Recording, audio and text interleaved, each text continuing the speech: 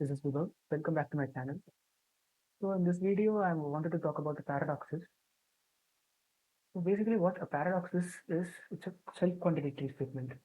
So when I say a bulb is turned on, and I also can say that the bulb is turned off, it's a paradox, right? Because the two statements essentially contradict themselves. In fact, there's a paradox based on this certain kind of a bulb that is on and off at the same time, or rather, we can't determine whether it's on or off at a given time. So that's about an introduction to paradoxes. So there are two main paradoxes that I would like to talk about, and one of them is actually very simple to understand in essence, and that's Galileo's paradox. So what Galileo thought of was we have a lot of natural numbers. We have an infinite number of natural numbers. We have 1, 2, 3, 4, 5, 6, and etc. And we also have these specific natural numbers which are given the privilege of being a perfect square. So 1 is a perfect square, 9 is a perfect square, but 8 is not a perfect square, and so on. So there are two ways of thinking of this. The first way is since not every natural number is a perfect square, the total number of natural numbers must be much more than the total number of perfect squares. This seems quite logical, right? However, when we come to the second way of thinking of it, which is that if there is a certain number, let's say we take 27 and we square it, we get 729. When we square 31, we get 961. We square all sorts of numbers that we get and we get a new natural number.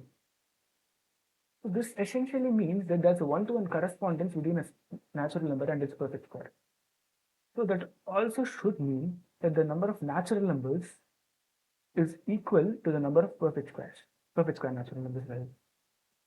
So this is indeed a paradox. So what Galileo decided was that these infinite sets, such as the set of natural numbers or the set of perfect square natural numbers, couldn't exactly be compared the way we compared all these finite sets.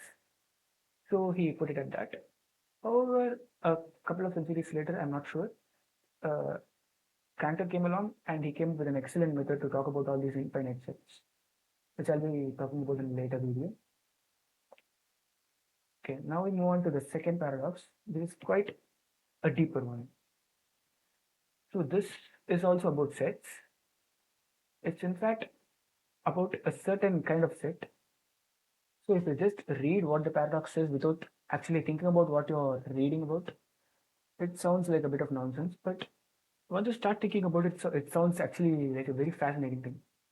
So, and it is obviously very fascinating. And so here's how the paradox is.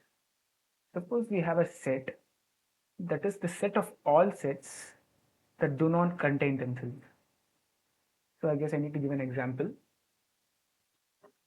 Okay, so among the two examples I've given, the first set is set of 1, comma 2, which obviously doesn't contain itself. But on the other hand, the second set I've given is a set of 1, comma, set of 1, comma, set of 1. It's an infinitely proceeding. This set can be defined with an infinite function, I believe, but this, if you look at the second element of the set, or if you look at the second element of the second element of the set, it's essentially the same as the set. So then if the set S, if you call the set as set to be S, S is nothing but set of 1, comma S. So this is a set that contains itself as one of its elements. So this set A would be part of the set we were talking about, which is a set of all sets which do not contain themselves, which is nothing, also known as the Russell set in certain cases. I mean, it's not the exact formal name given to it, but you can also refer to it as Russell set, and that's what we'll be doing. So set A is present in the Russell set, but set S is not present in Russell set. So is Russell set present in itself? And that's the paradox.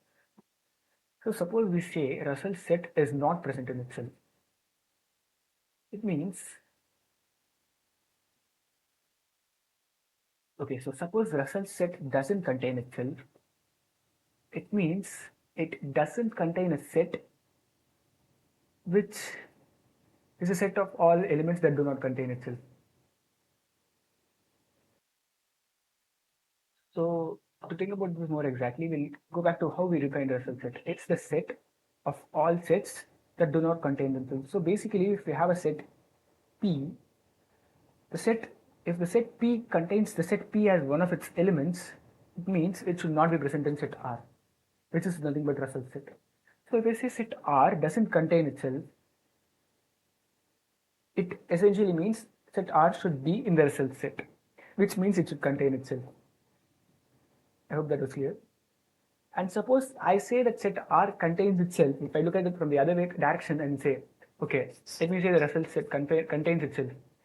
It means that it contains a set which contains itself, which means it's not defined, it means it's not the Russell set exactly. And this is basically the most famous paradox ever, and this is personally my favorite paradox as well. So as you can see, I was actually pausing mid-video a lot while doing this because paradoxes are things that you should think about. Even when you're saying something and when you suddenly think of a paradox, you should stop saying something and then you should think about it a little more, try to get a clearer picture, try to get a bit more confused, which is what will actually happen in most cases. And then the beauty of paradoxes is you never have a perfect answer. It's vague and it's something which mystery lovers will actually love.